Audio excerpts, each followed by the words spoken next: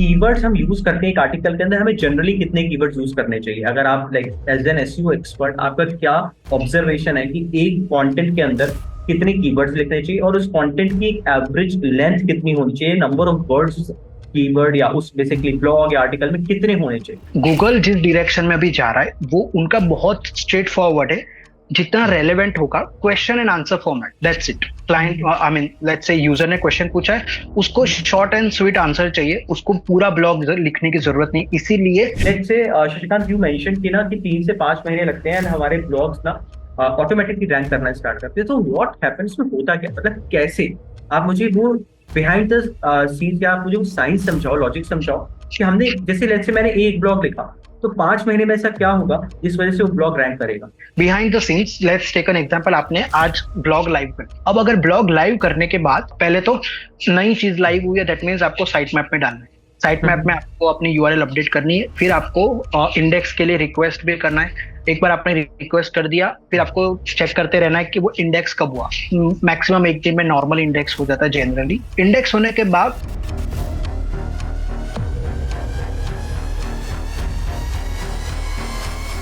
Now coming to कि content pillars क्या होते हैं, राइट? कंटेंट पिलर्स यही होते हैं ना कि लाइक जो हमारा टॉपिक है, हमने जो चूज किया उसके अराउंड हमें क्या क्या कंटेंट लिखना है, सब टॉपिक्स क्या जाएंगे वगैरह। तो आप इसको थोड़ा सा एक्सप्लेन करो कंटेंट पिलर्स को, क्योंकि लाइक बहुत इंपॉर्टेंट कॉन्सेप्ट है yes, in terms of so blog writing. So content pillar जो पेजेस होते हैं, those are second important to service pages, क्योंकि service pages would be the top most important because that's your sales pages.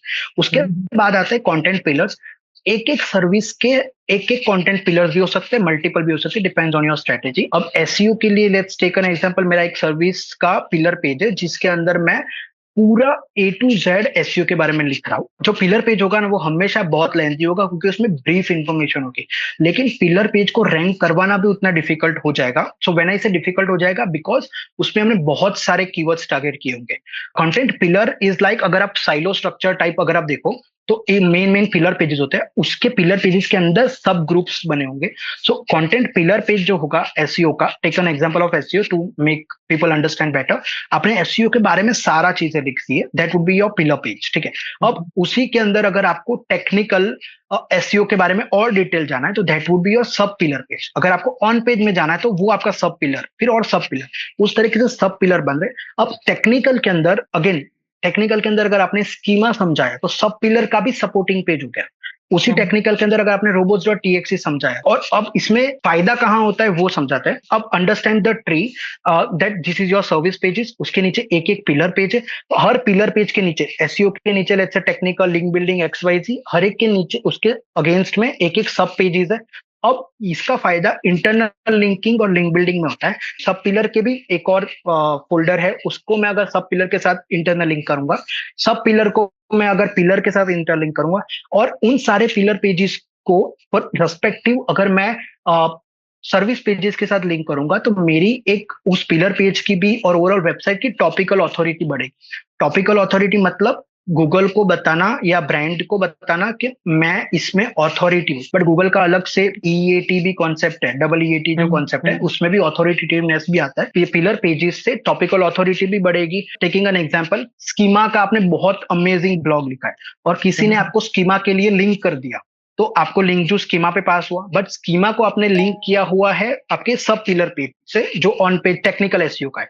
Technical SEO के page को आपने link किया हुआ है पिलर पेज से, पिलर पेज को आपने लिंक किया हुआ है सर्विस पेज से। तो इन सब का जो भी लिंक वैल्यू है, लिंक जूस है, वो सब सर्विस पेज को जाएगा प्रॉपरली।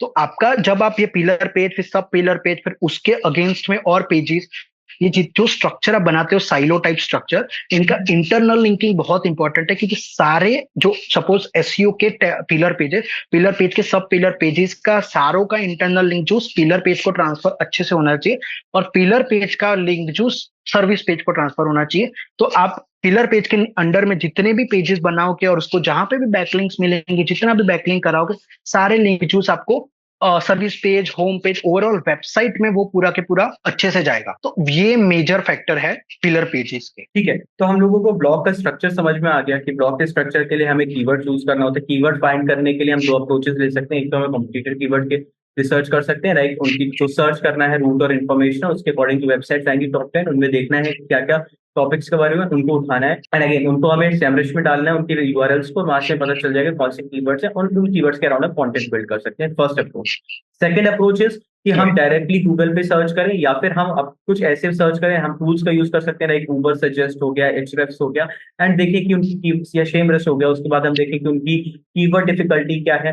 अगर कीवर्ड डिफिकल्टी 30, 40, 50, 60 तक है तो हम उसको यूज कर सकते हैं उन कीवर्ड्स को अपने आर्टिकल्स या ब्लॉग्स के अंदर, एंड उनको बीट कर सकते हैं in the next 3 to 5 months, depending upon हमारा कंटेंट कितना फ्रीक्वेंटली लिख रहे हैं एंड कितना डिटेल्ड कंटेंट लिख रहे हैं, राइट, एंड उन कीवर्ड्स का यूज करना है। So my next question would be is कि जो कीवर्ड्स हम यूज करते हैं एक आर्टिकल के अंदर, हमें जनरली कितने कीवर्ड्स यूज करने चाहिए? अगर आप like as an SEO expert, आपका क्या ऑब्जर्वेशन है कि एक कंटेंट के अंदर कितने कीवर्ड्स लिखने चाहिए, और उस कंटेंट की एवरेज लेंथ कितनी होनी चाहिए, नंबर ऑफ वर्ड्स कीवर्ड या उस बेसिकली ब्लॉग या आर्टिकल में कितने होने चाहिए? सो अगेन मैं I don't advocate for this keyword density का परसेंटेज, जो मैंने आपको पहले भी बोला, कीवर्ड डेंसिटी का परसेंटेज पे नहीं जाना चाहिए। Best is competitive analysis. So अगर आपको, लेट्स टेक एन एग्जांपल, आपको वर्ड काउंट डिफाइन करना है कि यार मेरे को इस ब्लॉग लिखना है। अब गूगल जिस डायरेक्शन में अभी जा रहा है वो उनका बहुत स्ट्रेट फॉरवर्ड है, जितना रेलेवेंट होगा question and answer format, that's it. Client, I mean let's say user ने क्वेश्चन पूछा है, उसको शॉर्ट एंड स्वीट आंसर चाहिए, उसको पूरा ब्लॉग लिखने की जरूरत नहीं। इसीलिए गूगल AIO आया, उसी के पहले फीचर स्निपेट था। ये सारी चीजें इसीलिए थी बिकॉज गूगल को कम से कम इंटरेक्शन करवाना है अपने यूजर्स का फ्रॉम डिफरेंट वेबसाइट, उसको सीधा स्टैंड अलोन आंसर दे देना। तो जितना आप short and sweet and to the point answer दोगे वो प्रीफरेबल होगा फॉर श्योर। बट स्टिल आपको एक लेवल का कंपेटिटिव एनालिसिस करने की बहुत जरूरत है। जब आप, मैंने जब बोला कि आप जब कंटेंट डेप्थ एनालिसिस करोगे, वहां पे आप वर्ड काउंट एनालिसिस भी कर सकते हो कि टॉप 10 में एवरेज कितने वर्ड काउंट लिखे गए। और आप ये, अगर ये वर्ड काउंट का एवरेज निकालो, आइडिया लोगे कि ओके फर्स्ट के लिए 300 वर्ड का कंटेंट भी चल रहा है, तो सेकंड के लिए 500 वर्ड का है, फिफ्थ के लिए 5000 वर्ड का है, तो आपको ये आइडिया आ जाएगा कि मुझे इस कीवर्ड को टारगेट करने के लिए, इस बंच ऑफ कीवर्ड्स को टारगेट करने के लिए word count doesn't matter, right. मेरे को इंफॉर्मेशन सही देनी है, तो आपके लिए फिर वो नहीं होगा। कुछ कीवर्ड्स ऐसे होंगे जो हेल्थ के जो कीवर्ड्स होते हैं, वहां पे बड़े बड़े कंटेंट जाना जरूरी है बिकॉज वो प्रॉपर रिसर्च के साथ जाता है। पर अगर आपकी निश वैसी नहीं है और आपके जो करंट SCRP में अगर 500 वर्ड्स, 300 वर्ड्स, 800 वर्ड्स के भी कंटेंट रैंक कर रहे हैं, देन इट डजंट मैटर कि आप फिर 2000 वर्ड का लिखवाओ। आप आराम से 500 वर्ड का भी लिखवा सकते हो based on the average word count जो निकल रहा है। आप 500 वर्ड का लिखवाओ। ये रहा सवाल कीवर्ड डेंसिटी का। Again you don't have to worry much about 1% होना चाहिए, 2% होना चाहिए, बिकॉज गूगल का अभी जो लार्ज लैंग्वेज मॉडल है वो इतना एडवांस हो चुका है कि इट अंडरस्टैंड्स कि क्या है पूरा पिक्चर, राइट। सो वो जब कंटेंट पढ़ता भी है तब उसको समझ आ जाता है कि आप किसके बारे में लिखना चाहिए, कि लिख रहे हो, किसको टारगेट कर रहे हो, वो पता चल जाएगा। लेकिन just to give the relevancy, I recommend कि आप एग्जैक्ट कीवर्ड जो है, जो टारगेटेड कीवर्ड है, एक तो उसको H1 में रखो प्रीफरेबली, उसके जो LSI कीवर्ड्स या वेरिएशन है उसको H2 में रखो, और उसके थर्ड टाइप ऑफ वेरिएशन, क्योंकि हम लोग लेट्स से 10 के बंच का टारगेट कर रहे हैं, 10 का बैच है पूरा, कि हाई सर्च वॉल्यूम वाले कीवर्ड है उसको Meta title, Meta description H1 में रखना प्रीफर करो। थोड़े मीडियम लेवल के जो सर्च वॉल्यूम है उसको आप H2 उन सब में प्रीफर करो। जो लेस सर्च वॉल्यूम है उसको आप नॉर्मल कंटेंट में भी प्रीफर कर सकते हो। उसके बाद आप इंटरनल लिंकिंग के लिए जो आपका हाई सर्च वॉल्यूम कीवर्ड्स है उनको ही ज्यादातर यूज करो for doing internal linking. Rest don't worry much about. ऐसा भी नहीं होना चाहिए कि आप कंटेंट को ओवर ऑप्टिमाइज कर दो with your the first phase जो आपका सीड कीवर्ड है। सीड कीवर्ड को आप 2-3 बार यूज करो, उसके बाद आपके उसके वेरिएशंस को यूज करो, LSI कीवर्ड्स को यूज करो, अलग अलग टाइप के कीवर्ड्स को यूज करो जहां से उसे रेलेवेंसी मिल रहा है कि आप रेलेवेंसी की ही बात कर रहे हैं। उसके अगेंस्ट ज्यादा जरूरत नहीं है। It just that make sure कि अपने जो कीवर्ड्स है वो प्रॉपर यूज हो, ओवर ऑप्टिमाइज करना नहीं चाहिए। Rest is all good. And you have mentioned again and time again कि LSI कीवर्ड्स, तो क्या होते हैं? LSI का मतलब क्या है? आप इसको थोड़ा सा एक्सप्लेन करो। Yes, so LSI is basically full form is latent semantic indexing keywords, right. अब उसमें ऐसा होता है कि which gives you the context। एक एग्जांपल है जो ओवरऑल मार्केट में चलता है, टेकिंग एन एप्पल, ठीक है। सो एप्पल जो है इट्स अ जेनेरिक टर्म, लेकिन एप्पल के 2-3 मतलब हो सकते हैं। एक जो फ्रूट है वो, लेकिन एक है जो आईफोन एज अ ब्रांड है एप्पल वो, राइट। अब अगर आप एप्पल के साथ iPhones, phones, tablet, iPad, laptop, इस तरीके से अगर इलेक्ट्रॉनिक चीजें डिस्कस करोगे तो वो LSI का फॉर्म हो जाएगा, और गूगल को पता चलेगा कि भाई ये कहीं कहीं एप्पल एज अ ब्रांड को रिप्रेजेंट कर रहा है, लेकिन हम्म, आप अगर एप्पल के benefits, health benefits, Apple juice, जो भी अलग अलग फूड रिलेटेड आइटम्स को डिस्कस करोगे तो एलएसआई कीवर्ड फूड रिलेटेड हो जाएंगे, और वो हो जाएंगे गूगल को पता चला कि आप ऐसे फूड की बात करें। सो हम्म, LSI keywords are the keywords which just give you the context of the seed keyword, और हम्म, वेरिएशन में उसको बोल सकते हैं। उसके लिए अलग अलग टूल्स होते हैं, जैसे LSI ग्राफ है। When I take multiple interviews, लोग ये भी रिस्पॉन्ड करते हैं कि जो गूगल के नीचे जो कीवर्ड्स आते हैं उसको LSI कीवर्ड बोलते हैं। आइडियली उसको LSI कीवर्ड्स नहीं बोलते, वो जस्ट अ सजेस्टेड क्वेरीज है, उसमें हम्म, से आप सिलेक्ट कर सकते हो LSI कीवर्ड्स क्या है, that is okay. Another way is, जब भी सर्च करते हो आपने देखा है कि गूगल ऑटो फिल करने की कोशिश करता है, तो आप वो ऑटो फिल करने का जो अलग अलग एस्पेक्ट्स आते हैं, अलग अलग क्वेरीज आती है, वहां से भी आप LSI कीवर्ड्स ले सकते हैं। सो हम्म। इट जस्ट, और आप कीवर्ड प्लानर से तो ले ही सकते हो। सो आप कहीं से भी ले सकते हो LSI कीवर्ड्स, और LSI ग्राफ करके एक टूल है जो स्पेसिफिक LSI कीवर्ड्स ही देता है। So this is the way you can go forward, तो यहाँ से आपको बहुत सारे LSI कीवर्ड्स मिल जाएंगे। Understood, understood. तो हम लोगों ने ये समझ लिया कि सबसे पहले स्ट्रेटेजी बनाना कि क्या ब्लॉग्स की स्ट्रेटेजी होनी चाहिए, देन हमने समझ लिया कि ब्लॉग्स लिखने कैसे हैं। अब हमने ब्लॉग्स लिख लिए, राइट। ठीक है, हमने कीवर्ड रिसर्च कर ली, हमने उसमें proper different different bunch of keywords को उठाया एंड उसको हमने अपने ब्लॉग्स में इनकॉर्पोरेट करके यानी डाल दिया। नाउ कमिंग टू कि ठीक है, इसके बाद हमें इसको ऑप्टिमाइज भी करना होता है and here comes your part like on page optimisation and off page optimisation, right, जो एसईओ का बहुत इंपॉर्टेंट पार्ट है। तो अब आप यहाँ पर मुझे बताओ कि what is on page optimisation and इस ब्लॉक को ऑप्टिमाइज कैसे किया जा सकता है सो दैट इसकी रैंकिंग, जो आपने बोला था 3 से 5 महीने में ये रैंक करेगा, ऊपर आएगा एंड उसके अराउंड हम और भी कंटेंट लिखेंगे, तो उसको एक्सप्लेन करूँ कि उसके अराउंड और कंटेंट से क्या मतलब है एंड साथ ही साथ इसको ऑन पेज कैसे किया जाता है, कुछ फैक्टर्स आप एक्सप्लेन करो। सबसे इंपॉर्टेंट, आप प्रॉपर मेटा टाइटल लिखो। हम्म, व्हेन आई से मेटा टाइटल, आपकी कीवर्ड्स मेटा टाइटल में होनी चाहिए। फिर मेटा डिस्क्रिप्शन लिख सकते हो। मेटा डिस्क्रिप्शन में प्रॉपर CTAs, जिससे कॉल टू एक्शंस बढ़े, तो CTAs और कीवर्ड्स का यूटिलाइजेशन मेटा डिस्क्रिप्शन में। अपार्ट फ्रॉम दैट, अलग अलग हेडिंग, सो H1, H2, H3, अलग अलग हेडिंग्स में आप प्रॉपर यूटिलाइजेशन, कंटेंट के अंदर utilization. Another way is image, so आपने अगर उस ब्लॉक के अंदर इमेजेस डाले तो इमेज के अंदर ऑल टैग्स में कीवर्ड्स का यूटिलाइजेशन। फिर उन कीवर्ड्स, सो आप जो करंट ब्लॉग में कीवर्ड्स टारगेट कर रहे हो, वो कीवर्ड्स के थ्रू आप इंटरनल लिंकिंग करो अलग अलग ब्लॉग्स। तो डिफरेंट ब्लॉग्स फाइंड करो जहां से आप उस आपका जो करंट ब्लॉग जो पब्लिश होने वाला है उसको आप इंटरनल लिंक कैसे कर सकते हो, तो वो इंटरनल लिंकिंग का पूरा एक स्ट्रक्चर बनाना। तो ये सारी चीजें हम ऑन पेज में प्रीफर करते हैं। अपार्ट फ्रॉम दैट, आप स्कीमास और ये सारी चीजें भी इंप्लीमेंट कर सकते हो, बट मेनली यही है कि title, proper optimisation of title, description, heading tags, internal linking, content, image optimisation, video optimisation. अगर अगर ऐसा है कि वो ब्लॉग के अंदर वीडियो की ज्यादा जरूरत है, तो वीडियो ऑप्टिमाइजेशन। ये सारे फैक्टर्स है जहां पे हम प्रॉपर ऑन पेज कर सकते हैं। अनदर फैक्टर, एक और चीज है जो हमें करना चाहिए आइडियली, इज अगर आपने बहुत अच्छा ब्लॉग लिखा है तो आप नीचे, मतलब उसी ब्लॉग के रिलेटेड ब्लॉग्स भी डाल सकते हो। तो okay, let's take an example, अगर आपने एसईओ के बारे में कोई ब्लॉग लिखा है, या आपने कोई रेमेडीज ऑफ एनी डिजीज के बारे में कोई ब्लॉग लिखा है, तो उसी के रिलेटेड कोई दूसरे ब्लॉग्स है जो आपने अपनी ही वेबसाइट पे पब्लिश किए हुए हैं, उनको भी आप प्लेसमेंट दे सकते हो। बट एक ही चीज मेक श्योर करनी, वो रेलेवेंट इनफ होनी चाहिए।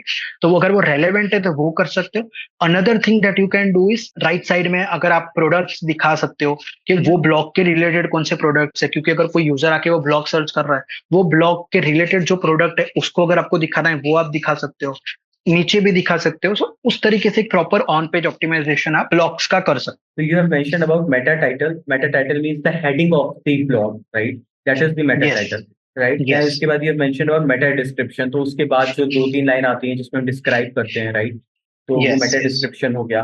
देन आपने बोला कि utilisation in the content, right, मतलब हम कंटेंट के अंदर भी उसको प्रॉपरली यूटिलाइज कर सकते हैं। Then you right. Mention about अगर हमारी इमेजेस हमने यूज किए तो इमेजेस के जो ऑल्टरनेटिव टेक्स्ट होता है, बेसिकली जो अब इमेजेस नहीं शो यस। हो रही हैं, तो उस केस में जो टेक्स्ट शो होगा वो हम कीवर्ड यूज कर सकते हैं जो भी हमें राइट। टारगेट करने हैं, राइट। देन हम वीडियोस कैसे यूज कर सकते हैं, अपकमिंग ब्लॉग्स जो हमें इंटरलिंकिंग करनी है अपकमिंग ब्लॉग्स की प्रीवियस ब्लॉग्स के साथ, एंड हमें रिलेटेड ब्लॉग्स लिखने हैं जो हमारे प्रीवियस ब्लॉग लिख चुके हैं उसके अलावा, right. Right. So right. This is the on right. Page and there is also few factors like हम यूआरएल को भी उसी तरीके से ऑप्टिमाइज कर सकते हैं, लाइक जो हमारा यस।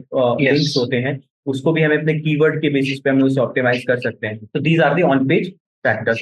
तो हम अगर ये सारी चीजें करेंगे तो हमारा जो ब्लॉग है वो ऑप्टिमाइज हो जाएगा। Let's say Shashikant, you mention कि ना कि 3 से 5 महीने लगते हैं and हमारे ब्लॉग्स ना ऑटोमेटिकली रैंक करना स्टार्ट करते हैं। तो व्हाट हैपेंस में होता क्या, मतलब कैसे?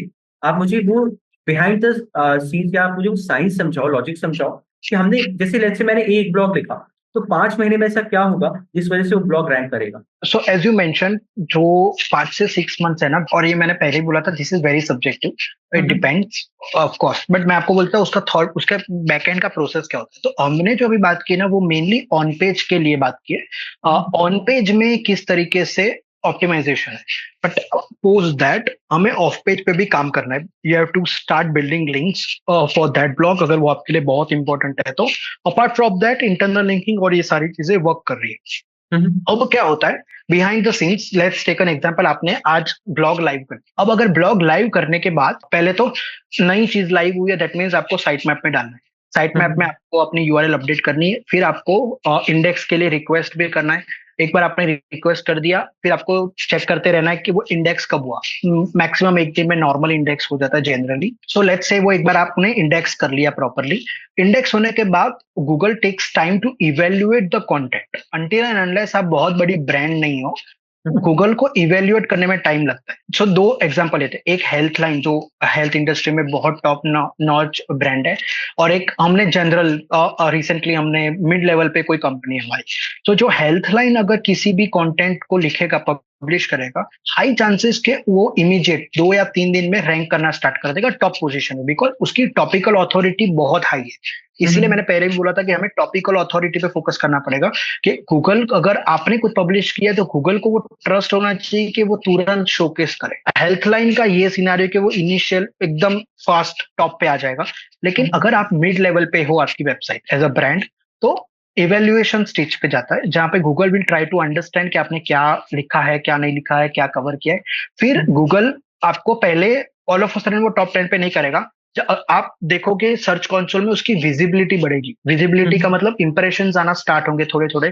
तो वो ऐसा भी हो सकता है 20th रैंक पे आए, 80th रैंक पे आए, 15th रैंक पे आए। तो वो फ्लक्चुएशन इनिशियल स्टेज पे बहुत आएगा। उसके बाद वो कहीं ना कहीं एक लेवल पे जाके स्टेबल होगा। लेट्स टेक एन एग्जांपल, वो 25th रैंक पे जाके स्टेबल होता है, ठीक है। हम्म। अगर वो आपके लाइव करने के 1 महीने के बाद 25th, और आपने कोई एक्टिविटी नहीं की, आपने जस्ट कंटेंट लिखा, आपने ऑन पेज चेक किया, चेक्स किए और सीधा पब्लिश कर दिया, उसके बाद 1 महीने के तक वो 25th 30th पोजीशन पे वो रैंक करना स्टार्ट करता है। हमारे कंट्रोल में जितना था हमने सारा बेस्ट कर दिया, कंटेंट हमने टॉप नॉच लिखा है। लेकिन लेट्स टेक एन एग्जाम, और उसके बाद हमें बैकलिंक एनालिसिस पे थोड़ा फोकस करना पड़ेगा, कि जो ओके। करंट वेबसाइट है, वो जो टॉप पे रैंक कर रही है, उनका बैकलिंक प्रोफाइल कितना स्ट्रांग। अगर उनका बैकलिंक प्रोफाइल स्ट्रांग इनफ है, तो हमें थोड़ी बैकलिंक बिल्डिंग पे फोकस करना पड़ेगा। When I okay. Say backlink building is, बहुत सारी बैकलिंक्स कर सकते हैं, but I generally don't prefer those all profile creation और वो सारी links, I don't prefer honestly, और उसकी कोई वैल्यू भी नहीं है अभी। But I prefer guest posting is one of the major like backlink activity that I do. तो बैकलिंकिंग पे आप थोड़ा फोकस कर सकते हो। अलग अलग रिसोर्स लिंक बिल्डिंग पे भी फोकस कर सकते हो, अगर आपका जो मटेरियल, जो कंटेंट है, वो रिसोर्स लिंक बिल्डिंग के लेवल का है, तो आप कर सकते हो, दैट इज ओके। सो थोड़ी बैकलिंकिंग एक्टिविटीज पे फोकस करना चाहिए, एक आध महीने के लिए स्टेबल होने देना चाहिए। अगर 25th 30th, that could be any number, 50th position पे भी आके रुक सकता है, रेलेवेंसी मिल रही है। उसके बाद धीरे धीरे हम उसको और आगे कैसे लेके आया जाए, वो सारी चीजों पे फोकस कर सकते हैं। जैसे कि अब आपने, जब मैंने आपको बोला कि आपने कंटेंट डेप्थ एनालिसिस किया, यू फिगर्ड आउट कि कंटेंट किस डायरेक्शन में जा रहा है, क्या क्या फॉर्मेट यूज किया है, अब उस पर आपने जजमेंट लिया होगा, क्योंकि आपने सारा इंक्लूड नहीं किया होगा। आपने सोचा होगा नहीं यार, मेरे को टेबल फॉर्मेट इंक्लूड नहीं करना, मेरे को ये इंक्लूड करना है, मेरे को ये इंक्लूड नहीं करना, मतलब आपने जो भी जजमेंट लिया है, उसके बेस पे what you can do is you can start try and test out, पर वो एकदम से नहीं करना है 1 महीने के बाद। लेट्स टेक एन एग्जांपल, आपने 30th पोजीशन पे आपको मिल गया स्टेज, एक स्टेबिलिटी आ गई, देन आई रिकमेंड कि आप बैकलिंकिंग पे थोड़ा फोकस करो, क्योंकि ऐसा भी हो सकता है कि आप हर मामले में अच्छे हो, लेकिन बैकलिंकिंग इज समथिंग जहां पे आपको बूस्ट लेने की जरूरत है। तो आप बैकलिंक बिल्डिंग भी स्टार्ट कर सकते हो। अब क्योंकि आप जैसे ही 1-2 महीने में और लिंक बिल्डिंग स्टार्ट करोगे, तो उसको बूस्ट मिलने लगे। अब कितना करना है बैकलिंक्स, वो आप पे, क्योंकि वो इज समथिंग जो मतलब again capacity that you have उतना 2 3 4 links per month for that particular blog वो आप कर सकते हो। बट लिंक बिल्डिंग पे आप फोकस करो। अब 2 3 महीने हो गए, लेट्स टेक एन एग्जांपल, 2 3 महीने हो गए लिंक बिल्डिंग करने के बाद, वो 30th से 20th पोजीशन 15th पोजीशन पे पहुंच गया। अब हमें सिर्फ 10 टॉप 10 तक लाने के लिए हमें सिर्फ 5 पोजीशन और अपलाना है। उसके लिए फिर भी आई फोकस के थोड़ा और इंटरनल लिंकिंग, तो उस ब्लॉक के लिए और उस ब्लॉक को सपोर्ट करने के लिए और 4 5 ब्लॉग्स बना दे हम लोग। सो व्हेन आई जो हमने ब्लॉग का पिलर पेज का पूरा स्ट्रक्चर, साइलो स्ट्रक्चर की बात की, तो वहां पे मैंने एक्सप्लेन किया कि जो मेन पेज होता है उसके पिलर, पिलर के सब पिलर के सपोर्टिंग पेजेस, उन सपोर्टिंग पेजेस के भी अगर और 2 3 स्ट्रक्चर में पेजेस बनाए तो वहां से इंटरनल लिंकिंग का सपोर्ट अच्छा मिलेगा। Another way is let's say उस ब्लॉग को हम लोग प्रॉपर इंटरनल लिंकिंग या अपनी वेबसाइट पे ऐसे पेजेस है जो बहुत अच्छे से इंटरनल लिंक दे, जिसकी वैल्यू बहुत अच्छी है, वहां से अगर हम लोग उस ब्लॉक के लिए भी कहीं से इंटरनल लिंकिंग एडजस्ट कर पाए, वैसे ही अगर हम लोग अपॉर्चुनिटीज फाइंड करें जिसकी link value, current link value बहुत अच्छी है, वहां से उस ब्लॉक को हम लोग बैकलिंक्स, इंटरनल लिंक दिलवा पाए, दैट वुड ऑल्सो बूस्ट। सो वो आपका मेजरली ये जो 6 महीने का जो पीरियड, 5 महीने का पीरियड, वो 3 महीने का भी हो सकता है, 10 महीने का भी हो सकता है, लेकिन ये ट्राई एंड टेस्ट वाला फेज होता है जहां पे आपने ऑन पेज बेस्ट कर दिया, कंटेंट बेस्ट कर दिया, then focus on link building. 2 3 महीने के बाद लिंक बिल्डिंग के बाद जहां स्टेबिलिटी आई, उसके बाद आपको फिर थोड़ा ट्राई एंड टेस्ट करता रहना पड़ेगा कि ये कंटेंट, चलो आई थिंक ये कंटेंट नहीं चल रहा, let's change a bit of content, ये नहीं चल रहा, a bit of content. But ये बहुत एग्रेसिवली चेंज करने की जरूरत नहीं है, थोड़ा सा टाइम लेके अंडरस्टैंड द, मतलब गूगल का जो भी चेंजेस हो रहा है उसको थोड़ा अंडरस्टैंड करके धीरे धीरे चेंजेस करने चाहिए, क्योंकि ऐसा भी हो सकता है सारे चेंजेस पॉजिटिव डायरेक्शन में ना जाए, ऐसा भी हो सकता है वो नेगेटिव डायरेक्शन में बैकफायर कर जाए। तो गूगल को अगर रेलेवेंट लग रहा है 15th पोजीशन के लिए, और आपने ऐसा कोई चेंज किया कि वो 15 सीधा 50th 30th पोजीशन पे चला गया, तो वो तो पूरा बैकफायर कर गया। तो जैसे जैसे आप टॉप 10 में आते जाते हो, तो you have to be very mindful कि आप क्या चेंजेस कर रहे हो, क्योंकि आपके माइंड में ये होगा कि यार ये तो पॉजिटिव होगा, बट वो नेगेटिव भी इंपैक्ट करेगा। तो आपको दोनों, both the side of the coin देखना पड़ेगा कि ये पॉजिटिव कितना जा सकता है, नेगेटिव कितना जा सकता है। इसीलिए मैं मेजरली जो भी टॉप 5 पे होते हैं ना, उन पे कोई चेंजेस रिकमेंड नहीं करता। आई जस्ट प्रीफर कि उसको इंटरनल लिंकिंग ही करूं, क्योंकि वी डोंट नो वो कब बैकफायर कर जाएगा। तो सो बेसिकली ये जो 5 6 महीने का पीरियड है, you try and test out things, उसके बेस पे वो आएगा। और अगर आप टॉप 20 में भी लाने के लिए कामयाब हो गए, देन उसके बाद आप एक internal linking and back linking, यही दो स्ट्रेटेजी से आप उसको टॉप 10 तक पुश कर सकते हो, और थोड़ा बहुत कंटेंट चेंजेस, बाकी जरूरत नहीं पड़ेगी।